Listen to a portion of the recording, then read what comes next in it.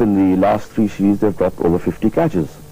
Well, I wasn't counting in the other series. They are good catchers. They do catch a high percentage, but I don't care how good you are. Someone like Mark Taylor, who was a brilliant slipper, I don't care how good you are, in whatever area you play, you're not going to be perfect. I remember Bobby Simpson telling me when I was a young kid that if you catch 8 out of 10, that's tremendously high. I mean, you could say, well, okay, Mark Taylor put down a sitter, he caught a blinder yesterday. And that's what will happen. Maybe it's just one of those things that they drop more here than they do at home, so that makes winning that much more difficult. But if your batsmen keep on playing some poor shots as they have done, then it won't be so hard for the Australians to win. And how would you predict, you've been following cricket recently all over the world. You've seen the form, you also know the ins and outs of the various players, their strong points, their weaknesses. So, while sitting here right now, what would you predict of the series? I think Australia will be tough to beat. Without Shane Warne, everybody thinks, oh, crikey, you know, the great bowler is injured, he's not playing.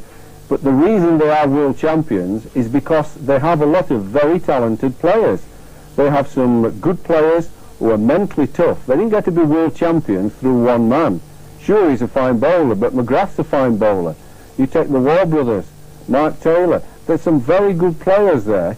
And if you underestimate Australia, thinking that they're weak because there's no Shane Warne, then you're going to get a shock. Pakistan is a good side. It's very talented.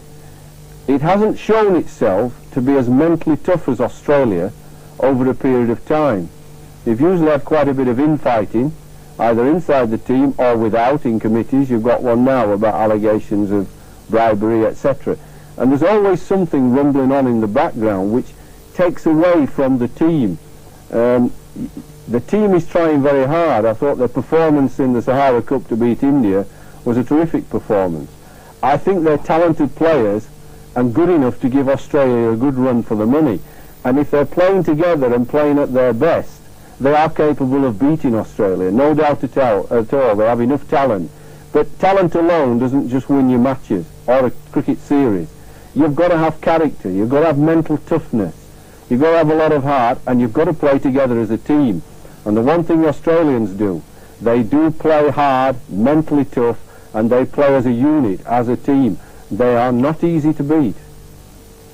Well, Geoffrey, thank you very much for your very frank views, and I'm sure viewers would enjoy the views expressed by Geoffrey and would enjoy the match tomorrow. Thank you, and Khuda Hafiz.